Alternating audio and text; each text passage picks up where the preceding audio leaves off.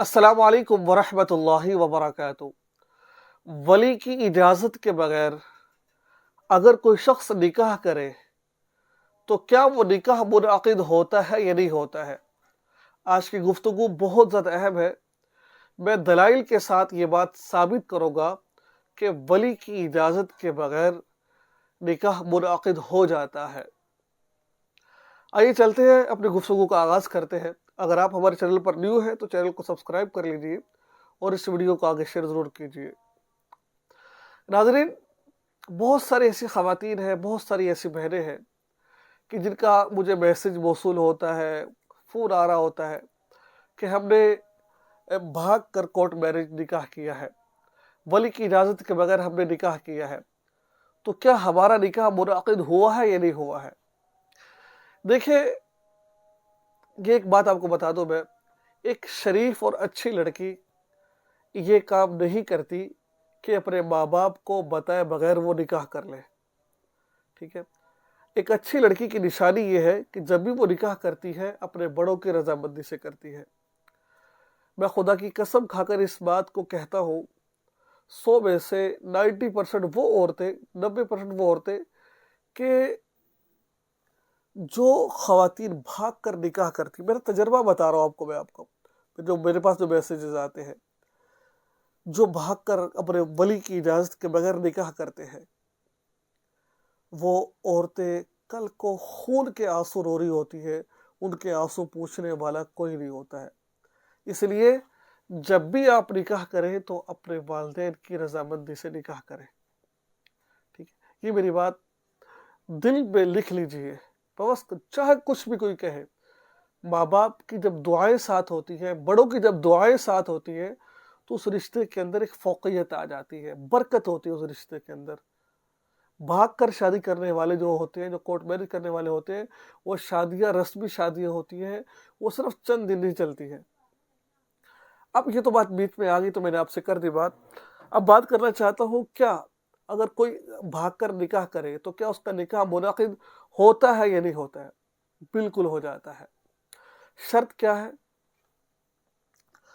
अगर वो औरत कुफ में निकाह करे। कुफ किससे कहते हैं, मैं इसकी थोड़ी तशरीह आपको कर देता हूँ। कुफ किसे कहा जाता है। कुफ कहा जाता है कि हाँ, अगर वली की इजाज़त के बगैर, बाप की इजाज़त के बगैर वो निकाह करती है, कुफ में करती है।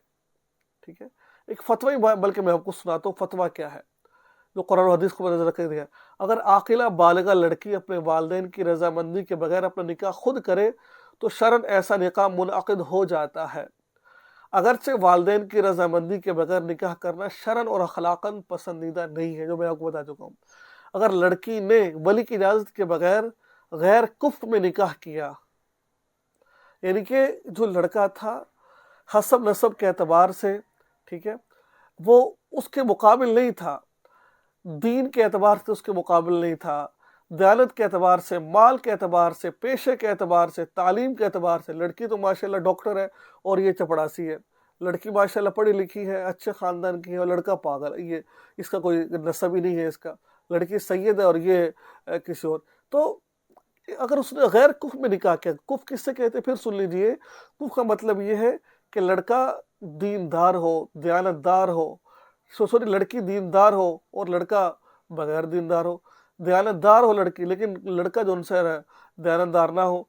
माल एतबार से लड़की अच्छी खासी मालदार और लड़का बेचारा गरीब सा है। नसब के एतबार से लड़की अच्छी है लेकिन इसका नसब बुरा है।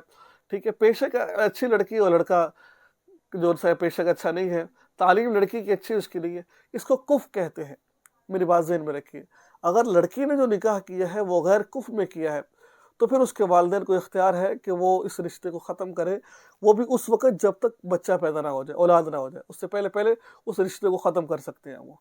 ठीक है, अगर उसने कुफ में निकाह किया है, यानी कि लड़की ने जिस लड़के से निकाह किया है वो नसब के एतबार से, पेशे के एतबार से, माल के एतबार से, दीन के एतबार से, दयानत के एतबार से लड़के के हम पल्ला है तो फिर कोई मसला नहीं है भाई, इनका निकाह हो जाएगा।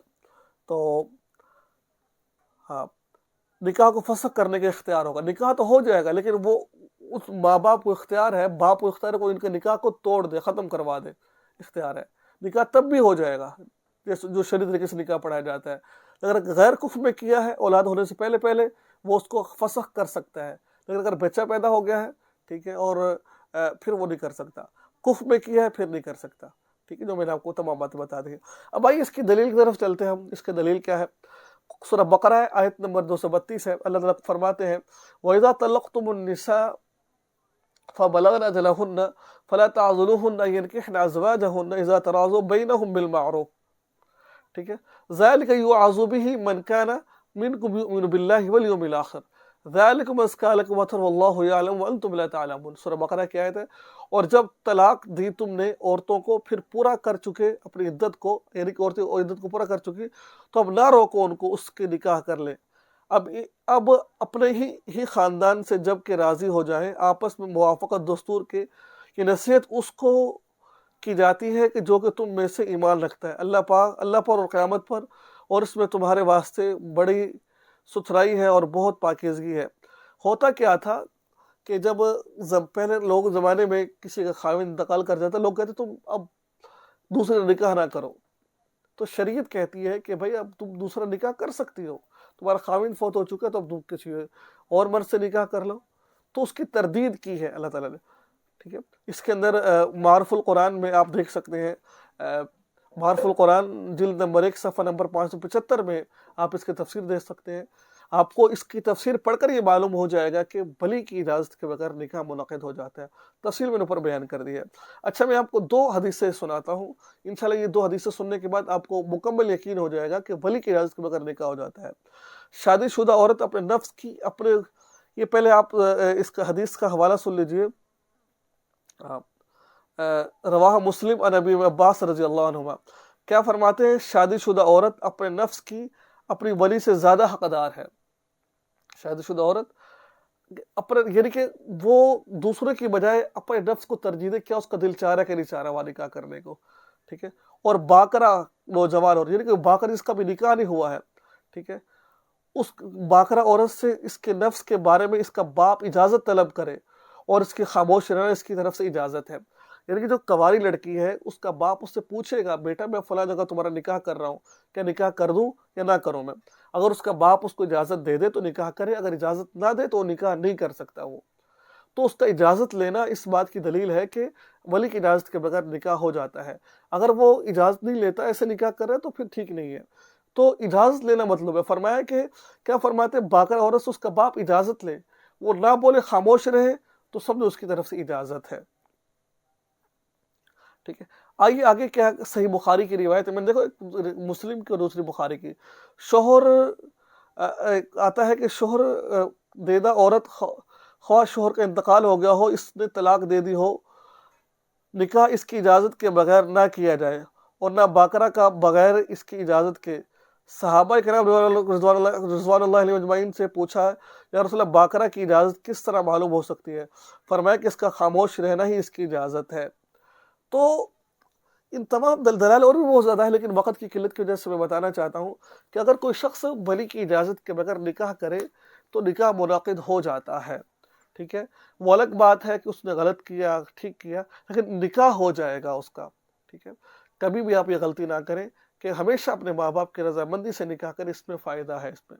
ٹھیک ہے، دعا یاد رکھیے، چینل کو سبسکرائب. اور اس کے علاوہ آپ نے بہت سارے دیکھے، انجینئر علی مرزا وہ یہ بات کہتے ہیں کہ نکاح نہیں ہوتا ہے.